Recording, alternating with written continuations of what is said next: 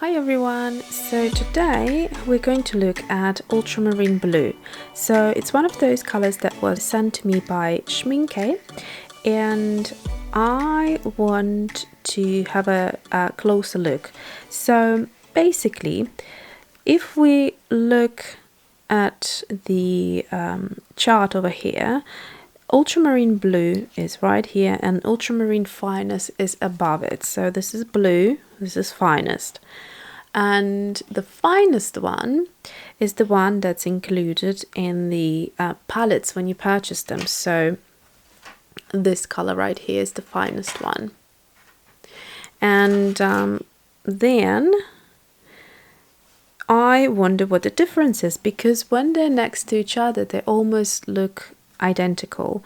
But apparently, the Ultramarine Blue says that it's a strong, saturated blue, two-pigment mix, slightly dimmer than Ultramarine Finest. So if we look at the pigments right here, basically the PB29 is the Ultramarine Blue and PB15 is the Phthalo Blue, which is the Phthalo Blue, whereas the Finest is just a single pigment. So the other thing, as it's said here, it's a saturated, strong color, and when you look at the staining properties, it is a staining watercolor compared to the semi-staining, which comes in the palette. Then the transparency is the same; it's a semi-transparent watercolor. And series is the same too, and then 4 stars out of 5 for light fastening. Now we're not really comparing them, but I thought you might find it interesting to know. So that is that, and today we're going to do what we do every time in this series, which is we're going to look at the transparency test, we're going to look at the disperse, and then we're going to mix the Ultramarine Blue with a variety of blue colors and one green. Phthalo Green, Ultramarine Finest, Cerulean Blue Hue, Delft Blue, Indigo, and Prussian Blue. Now you might ask yourself why I'm doing just with the blues and not having a wider range of colors. That is just what I'm interested in, and you know, there are other YouTube channels where you can find very extensive color mixing. I'm just doing that because that's, like I said, what I'm interested in, and hopefully you can find something useful in there as well for yourself.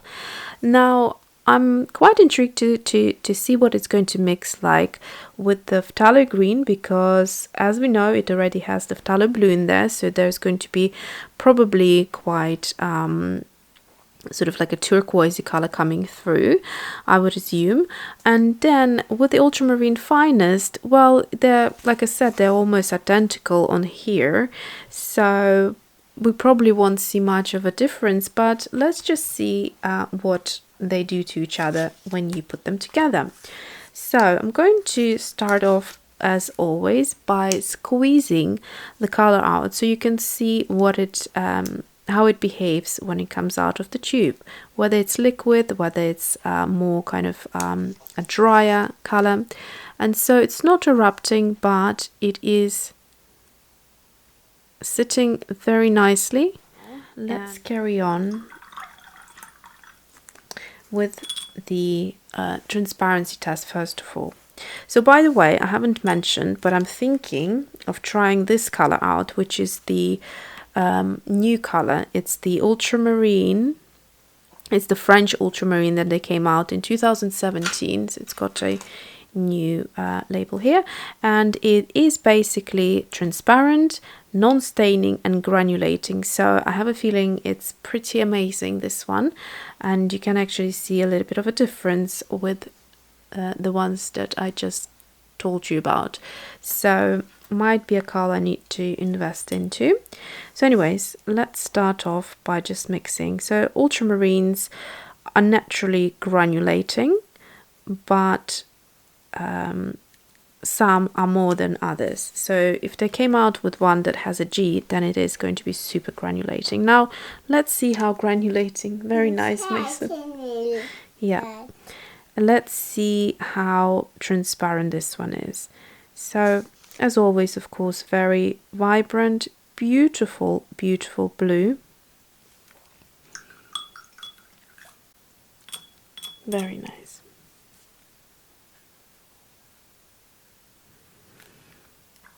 And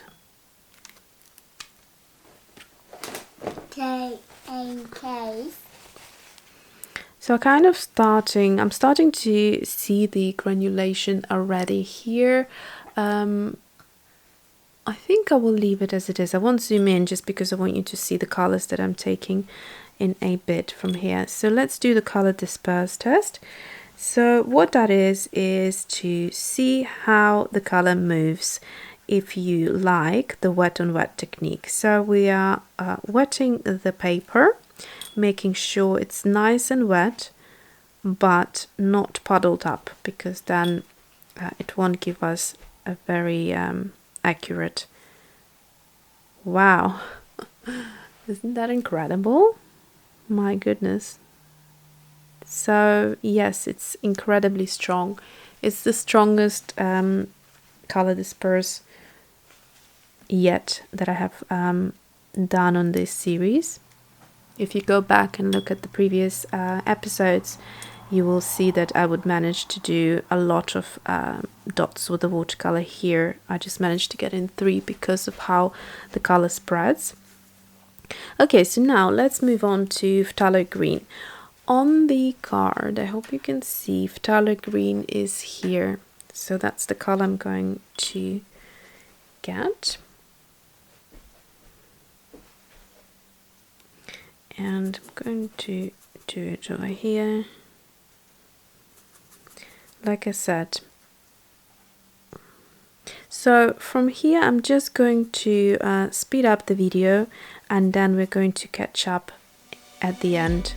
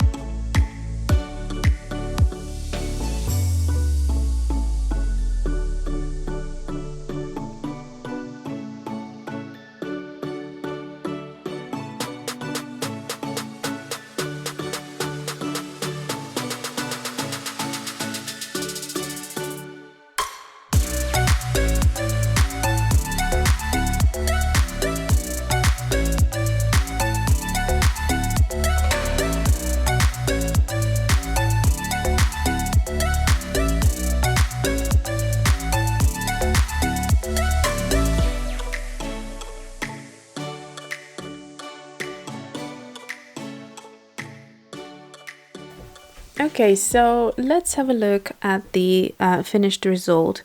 The granulation is very pretty, and I actually discovered a few mixes mixing the ultramarine blue with some deeper blues, and they look really, really pretty. They look like a color that I'm currently after, sort of like cornflower blue, that kind of pretty blue, kind of like cool toned blue, if that makes sense. So let's have a look at the swatch over here. So it looks pretty transparent. I can see that the color has settled a little bit on the line just above here, but really there are no issues whatsoever. The dispersion, we already seen how beautifully the color moved and spread across the paper. Then this bit here obviously touched the mix, and so it moved in a little bit. Now let's move on to the Fatale Green. So as predicted, it made a beautiful deep turquoise color and very nice granulation happening here. And then with the ultramarine fineness, well, it's hard to say what's going on because both colors are very similar, but that's what I got here. Then Cerulean Blue hue, let me actually zoom in. So the Cerulean Blue hue is quite vibrant, as you would expect, and again granulation happening here, but the colors that I'm mostly excited about mixing with this ultramarine blue is Delft blue and indigo, because both of them are very deep dark blues. They are the darkest blues in my palette, and they make a very, very pretty light mix. So this one, and of course ultramarine blue being quite dominant, it has also changed the original colors a little bit as well. And then finally Prussian blue. So yeah, this is a nice ultramarine blue, and if you are into ultramarines, I think you would like it. So that is it for today, and thanks for watching, and see you soon.